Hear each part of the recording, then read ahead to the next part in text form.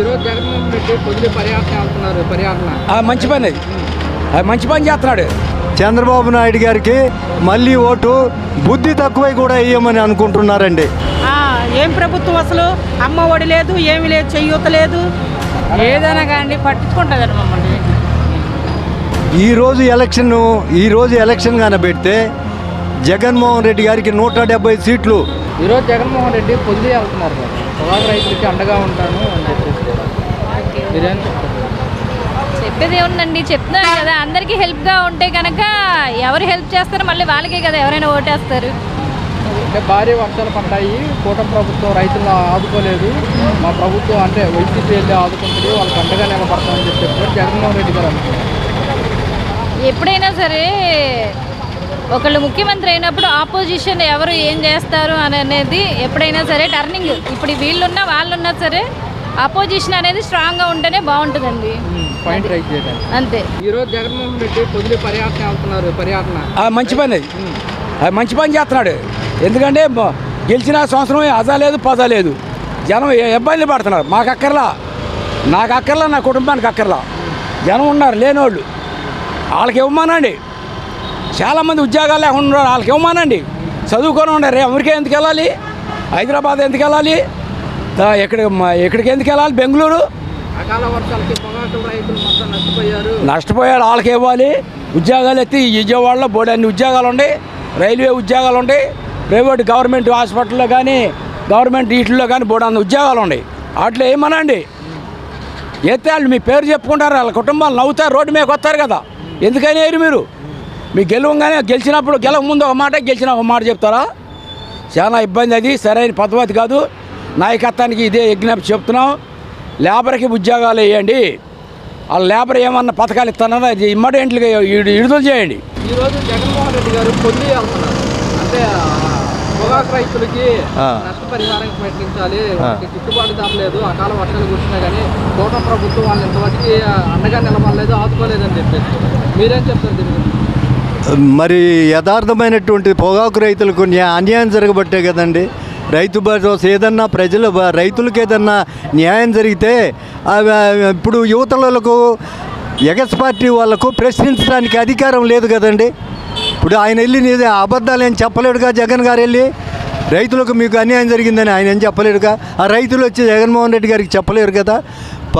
ఇది ఆ రైతులకు అన్యాయం జరగబట్టే జగన్మోహన్ రెడ్డి గారు వెళ్ళి వాళ్ళ దగ్గరికి వెళ్ళి రైతులను పరామర్శించి రైతుల గురించి వాళ్ళ కష్ట సుఖాలు తెలుసుకొని వాళ్ళను ఓదార్చి రావడానికి వెళ్తున్నాడు ఆయన. ఆ అవకాశాన్ని ఎవరు ఇచ్చారండి? కూటమి ప్రభుత్వం ఇచ్చింది. అంతేగాని ఇది యథార్థమైనటువంటిది, యథార్థ సంఘటన అండి ఇది. అంటే కూటమి ప్రభుత్వం రైతుల్ని ఏం పట్టించుకోవట్లేదు. గత 5 ఏళ్ళలో వైఎస్ఆర్ కాంగ్రెస్ పార్టీ వాళ్ళకి అండగా నిలబడిందని వైసీపీ పార్టీ అంటున్నమాట నిజమని అంటారా?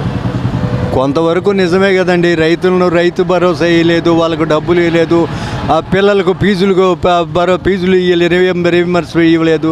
మరి వాళ్ళు రైతులు అది యథార్థమైనదే కదా, అబద్ధమేముందేడా? అబద్ధమైతే ఆయన వెళ్తే ఏం చెప్తాడు? నాకు బాగానే ఇస్తున్నారులేయా, నువ్వు వెళ్ళు అని చెప్తారు కదా. ఇప్పుడు ఆయన ఎందుకు ఆ రకంగా జనాదరణ క్రితం కంటే కూడా జగన్ గారికి జనాదరణ పెరిగి జనం వెళ్ళి హెలికాప్టర్ మీద పోయి పడిపోయారు. ఎందుకు పడ్డారండి?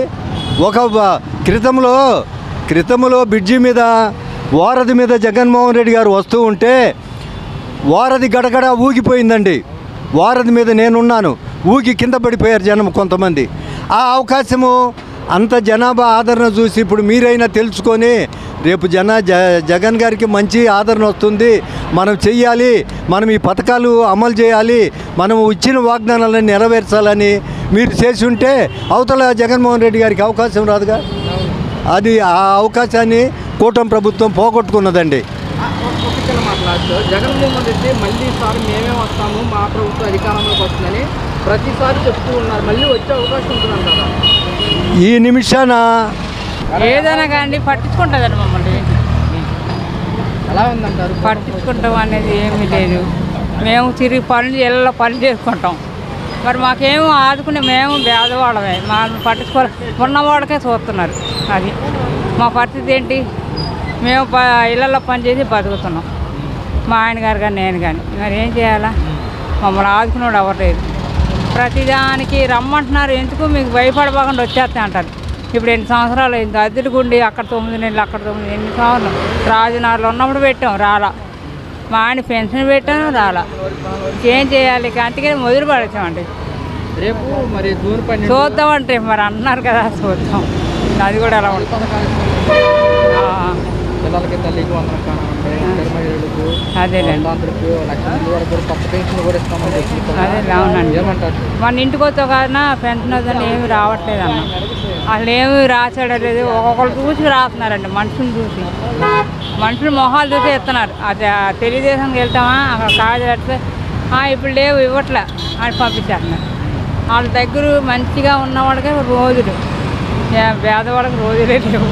జగన్ ప్రభుత్వంలో ఎలా ఉంది? జనబాబు ఇచ్చినప్పుడు కూడా పర్వాలేదు అనుకుంటున్నాడు, చెప్పుకునేవాడు. అందరి దగ్గర ఆనాలి అనకూడదు కదా, గొడవలు అవుతాయి. అందుకని ఆయన అదే మేలు చేశాడు, ఈయన అదే చేస్తున్నాడు చెప్పుకున్నాం. గతంలో మరి వాలంటీర్స్ ఉండేవాళ్ళు, అవును, ఇంటికి వచ్చి అన్ని సమస్యలు లేరు కదా, ఎలా? ఇప్పుడు వరదలకు కూడా మా వాళ్ళు ఎవరిని పెడతారు, రాజధాని నీళ్ళు వచ్చినాయి లోపలికి ఇల్లు, వాళ్ళే ఎంత పరిస్థితి. ఈ నీళ్ళు మంచాలు బీరువాళ్ళు అన్నీ తట్టుకుని మరి దానికి రూపాయి ఇవ్వాలా? ఇచ్చిన వాడికి ఇస్తున్నారు, మనిషికి ఇవ్వాలా? వాళ్ళు చిన్న పిల్ల మా మనవరాలు. పనితీరు పథకాల విషయంలో కానివ్వండి ఎలా ఉందంటారు? చెప్పేమో అన్ని పథకాలు ఇస్తామని చెప్తుంది ప్రభుత్వం. ఎవరండి? కూటమి ప్రభుత్వం పథకాలు ఇస్తామని చెప్పి అన్నీ ఎత్తిపడేసేసి ఏం ప్రభుత్వం అండి? ప్రభుత్వం ఏం అసలు? మా పాప వాలంటరీకి చేసింది 10,000 చేస్తానని అసలు ఎత్తేసారుగా. ఏం ప్రభుత్వం అసలు? అమ్మ ఒడి లేదు, ఏమీ లేదు, చెయ్యూత లేదు. వాలంటీర్స్ ని గత జగన్మోహన్ రెడ్డి ప్రభుత్వం రెన్యువల్ చేయలేదు కాబట్టి వాళ్ళు కొనసాగించలేకపోయామని చెప్పేసి అన్నమాట మరి ప్రభుత్వం. ఏమోనండి, మాకేమో నచ్చలేదు ఈ ప్రభుత్వం. మాకైతే నచ్చలేదండి. ఈరోజు ఎలక్షన్ కానీ పెడితే జగన్మోహన్ రెడ్డి గారికి 170 సీట్లు. నేను అంటాం కాదండి, నేను తిరుగుతూ ఉంటాను కాబట్టి ప్రజల్లో నాడిని నేను చెప్తున్నాను. నాకు జగన్మోహన్ రెడ్డి గారు అంటే అభిమానము కాదు, చంద్రబాబు నాయుడు గారు అంటే పెద్ద అవిశ్వాసము లేదు ఆయన మీద. కానీ ఉన్న యథార్థాన్ని నేను చెప్తున్నాను. ఈ రోజు కానీ ఎలక్షన్ కానీ పెడితే జగన్మోహన్ రెడ్డి గారికి 170 సీట్లు వస్తాయి. ఇప్పటికిప్పుడు సాయంత్రానికి సీఎం అవుతాడు. కానీ వీళ్ళు చేసే కుట్రలు కుతంత్రాల వల్ల ఈయన గెలిచాడు. కానీ జగన్మోహన్ రెడ్డి గారు ఎప్పుడు ఓడిపోయాడండి? ఎక్కడ ఓడిపోయాడు? ఈవీఎంలు మార్చేసి లేనిపోని పెట్టి మోసం చేసి కోటాను కోట్లు ఇయ్యాల్సిన వాళ్ళకి ఇచ్చేసి వీళ్ళు గెలుచుకున్నారు. జగన్మోహన్ రెడ్డి అది గమనించలేకపోయాడు. జగన్మోహన్ రెడ్డి ప్రజలు ఏంటి, ప్రజలను నమ్ముకొని ఈ ప్రజలందరూ నా మనుషులని పాపం వెళ్ళారు, ఓట్లు వేశారు. జగన్మోహన్ రెడ్డి గారిని ప్రజలు మోసం చేయలేదు, పేద ప్రజలు ఎవరు మోసం చేయలేదు, ఓట్లు అందరూ వేశారు. ఈవీఎం బాక్సులు మార్చేస్తే ప్రజలు ఏం చేస్తారు? జగన్మోహన్ రెడ్డి గారు మేల్కోలేకపోయాడు. ఈసారి అయినా జగన్మోహన్ రెడ్డి గారు ఈవీఎంలు కానీ పెడితే జగన్మోహన్ రెడ్డి గారు గెలవడు, చంద్రబాబు నాయుడే సీఎము. కాబట్టి ఈసారైనా జగన్మోహన్ రెడ్డి గారు మేలుకొని ఆ ఈవీఎంలనే తీసేసి న్యాయబద్ధతగా న్యాయమైనటువంటి ఓటింగ్ జరిగితే ఆయనకు న్యాయంగా ఈ వరల్డ్లో లేనటువంటి ఓటింగ్ వస్తుంది, వరల్డ్లో లేనటువంటి మెజార్టీ కూడా వస్తుంది. అది ఎలా అనుకుంటున్నారు? ఇప్పుడు 2024 ఎన్నికల్లో 11 సీట్లుగా పడిపోయింది కదా, మళ్ళీ పార్టీ మళ్ళీ ఎలా చెప్పగలుగుతున్నారు? ఈ 11 సీట్లైనా ఇచ్చారు వాళ్ళు. జగన్మోహన్ రెడ్డి గారికి 11 సీట్లైనా ఇచ్చారు. అది మోసం చేసేసి ఈవీఎంలు మార్చేస్తే 11 కాదు 4 వచ్చాయేమో. ఈసారి అలా జరగదు. ఈసారి 2024లో జగన్మోహన్ రెడ్డి బంపర్ మెజార్టీతో సీఎం అవ్వబోతున్నాడు. ఈ సీఎం అవుతాడు. అది ఆ ప్రజల్లో ఉన్నటువంటి ముఖ్యమైనటువంటి నాడేదండి. ఈయన చంద్రబాబు నాయుడు గారు ఇంకెన్ని చెప్పినా నమ్మరు, ప్రజలు నమ్మరు. ఇంకంతా మోసమని తెలిసిపోయింది, రూఢిగా తెలిసిపోయిందండి.